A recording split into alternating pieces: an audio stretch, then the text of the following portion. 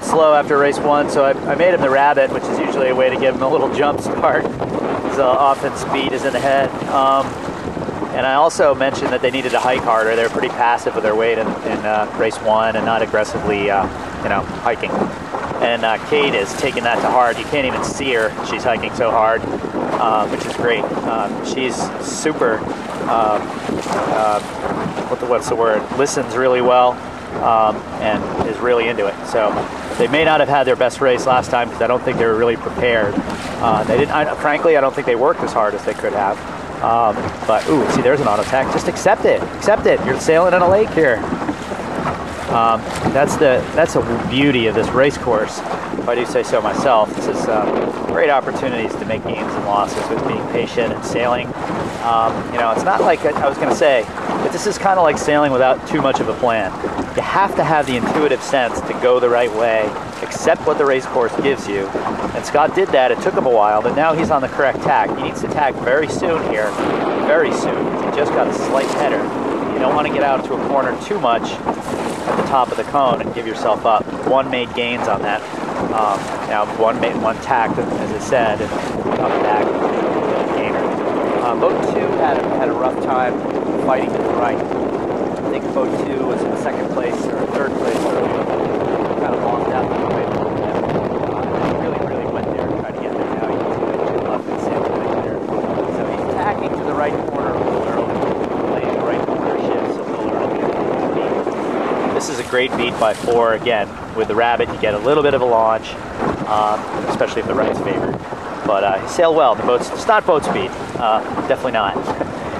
They may have a little bit of water in their tanks, but they could be a lot better with just that exact philosophy that they showed in that last race, which is now they're reaching, which they shouldn't be. I said when we're lured. We'll see if Joe knows.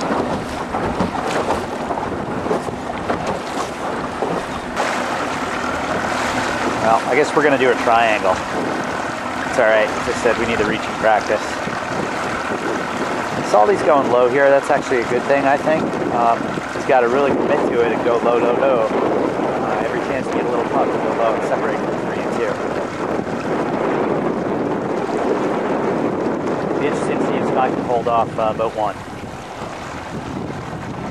You can see he's kind of passive in the boat again right now. Just kind of sitting there. Joe and Slavin are really working the boat.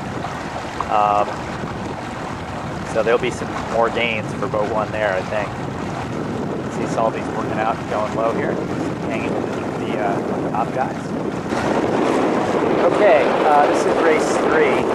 We had a lot of confusion in race 2 about what the weather mark was. I'm sorry, what the course was. I was quite open with the fact that it was a when we're lured, but not everybody got that message. So we had a little bit of a shake-up in the results. Now this is interesting. I moved the weather mark to the right for the big breeze and the pressure to the right. Now that everybody's going left, more so than last race. 1 went left early and got really hurt there. I'm not sure why they did that. When I told them that I moved the mark, I didn't say where, but I thought it was pretty obvious that I moved it further to the right, which would suggest that you really don't want to go left, even if the breeze is left. I mean, you want to, be on port tack, but not, go left when the mark goes the other way. The next pressure is right, so what Joe's doing is digging back in.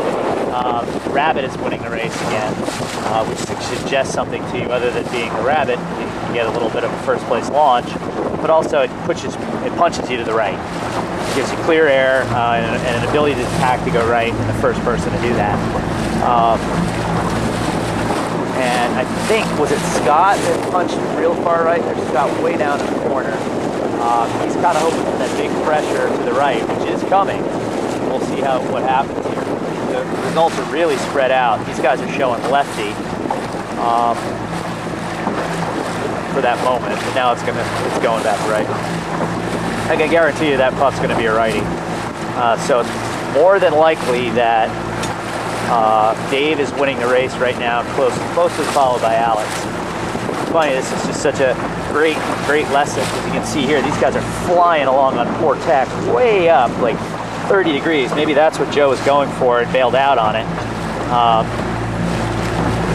These guys up there, you just saw them lose that little fun ride. And now you can see the right-hand side paying off. Big right pressure. Big right chip.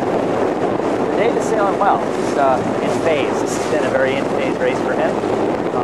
As has Alex. Alex has been pretty good.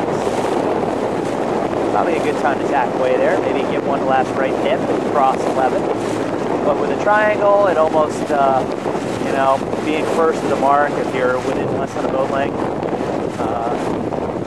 second isn't so bad. You can kind of play with the guy in first. There, Scott just did that. Sorry, Alex just did that. He got a little bit of a shear there. Wow, a lot. Dave was not looking where he was going there. He's probably sailing really fast. Look at that. He's heading up and lost that first place because of looking at his every other boat other than his. Salty comes out of the left corner in third place. Pretty cool. Don't try that at home. That was, you can see other boats, this boat went to the left a little bit, or at least late. Not doing so well. So, tough race course. Kaylee's just kind of steaming right by Scott here. Again, she's working the boat just a little harder. Now Scott's in the pressure, and they're both now catching up to 8, sort of what's called the loser's breeze. Big, giant left shift. You can see the pressure up here.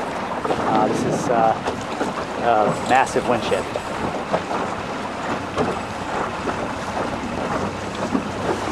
See, sneaky. Joe is pulling his sails, sailing underneath everybody and kind of going right by him right there.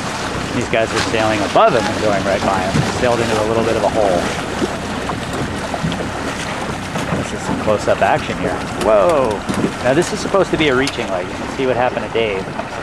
Dave is, I think, I don't know what quite going on there. He's got a jibe. So this is given to a big burst. Check this out. This has really evened out the fleet. This is amazing. Except for 2 that's like a mile ahead. Everybody is together. Interesting race. This is really frustrating, by the way. To be sailing in this, it's easy for me to comment, make this seem like fun, but it's really frustrating for the sailors because they've worked pretty hard upwind, and then we just got a huge breeze inversion, and it just kind of evaporated and went vertical. And Kaylee's coming out of it right now, looking pretty good. Joe made out a lot right here, and what's even more is he's low. Dave's very frustrated because he was in a clear second place and has now dropped back to 6th. Hi crew. Kate Schmicker, you've got to get up to the middle of the boat quicker. There you go. And help Kaylee. The boat can't heel. See, just as Slavin did, it was down there.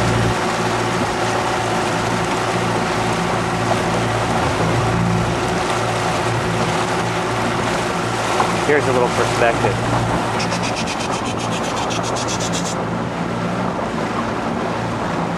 That's what getting a jump will do for you.